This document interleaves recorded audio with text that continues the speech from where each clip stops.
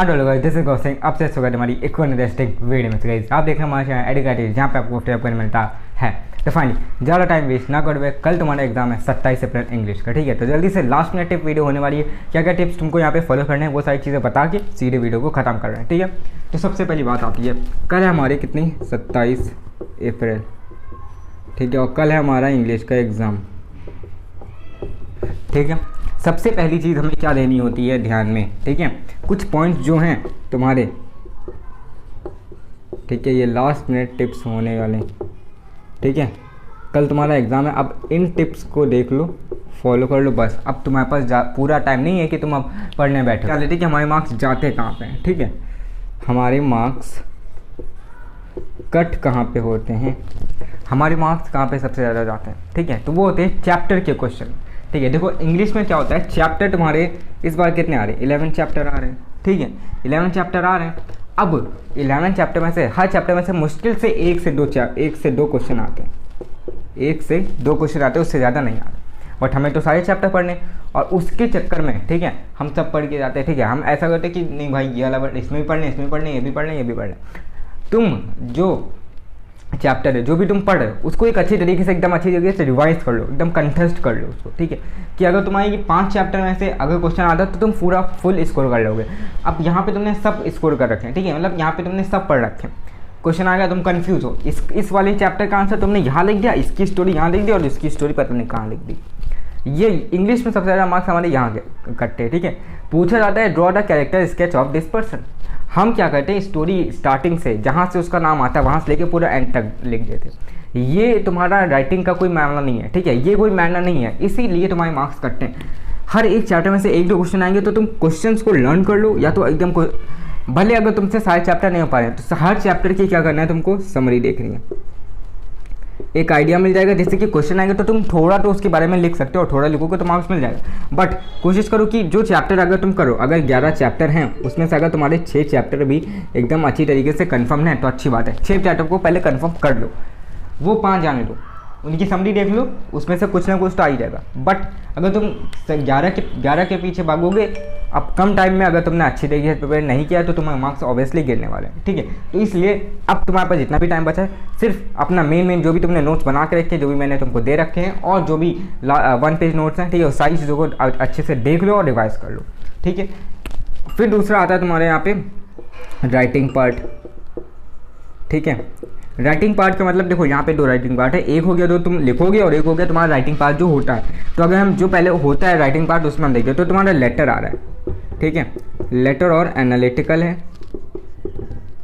ठीक है, अब ये जो 15 मिनट स्टार्टिंग में तुम्हें मिलेंगे, प्लीज़ इसको अच्छी तरीके से यूटिलाइज़ कर लेना। अब यहाँ पे ये 15 मिनट तुमको गंवाने नहीं, इसको कैसे डिवाइड करना है, ये कहाँ पे यूटिलाइज़ करना है उनको ध्यान दो।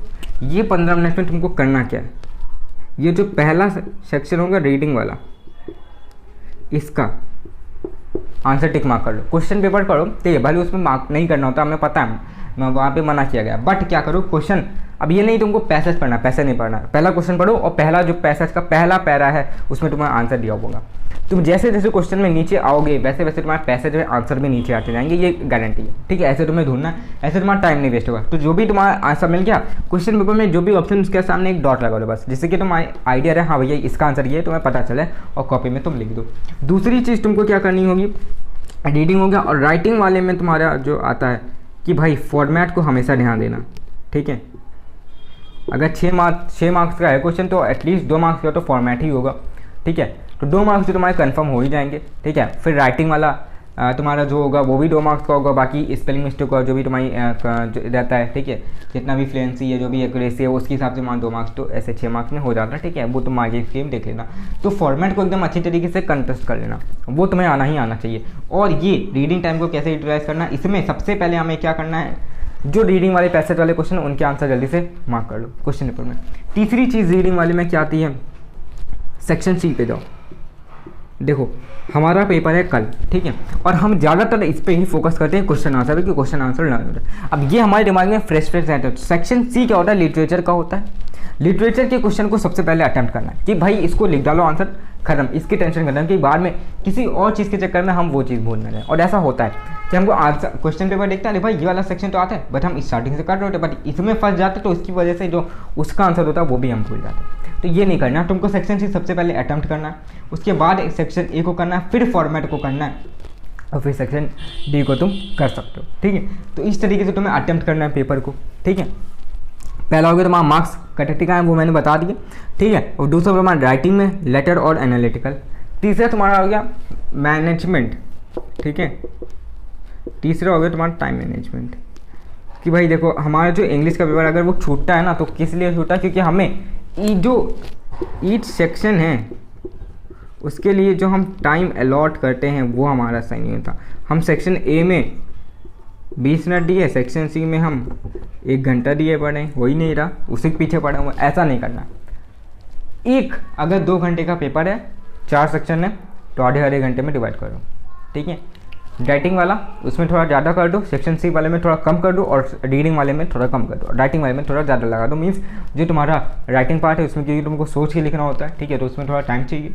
ठीक है, तो इस तरीके से तुम्हें डिवाइड करना है। ऐसा नहीं है कि आधे घंटे तुम एक ही चीज़ के हमको नहीं आ रहा तो हम वही करेंगे जब तक होगा नहीं, तो उसके लिए फिर तो तुम्हारा मार्क्स जाना ही जाना है। ठीक है, तो ये सारी चीज़ें कुछ पॉइंट्स हैं जो कि तुमको फॉलो करने हैं। इंग्लिश में ज़्यादा कुछ नहीं होता है, सिर्फ लर्निंग बढ़ के, और लर्निंग में भी तुमको सेक्शन से ही लर्न करना है, और ग्रामर तुम्हें वो तो आ ही जाती है भाई, और रीडिंग सेक्शन राइटिंग सेक्शन वो तो नहीं होता है। ठीक है, इसमें करना कुछ नहीं, इसमें कोई ज़्यादा और टिप्स नहीं आने वाले। ठीक है, बस इन्हीं चीज़ को ध्यान में रखते हुए कल अपना एग्जाम देना। And all the best for your exams, for English ही नहीं सारे एग्जाम्स के लिए। ठीक है, तुम्हारा भैया खड़ा है हर एक चैप्टर के, हर एक सब्जेक्ट के लिए। लास्ट मिनट वीडियो आएगी, आज इंग्लिश की है तो कल मैथ्स की आएगी, सोशल की आएगी, सब आएंगी। ठीक है, तो वेट करते रहना। एंड हाँ, ऑल द बेस्ट फिर से। एंड बस आज के वीडियो में इतना ही। Till then good bye, see you and Jai Hind.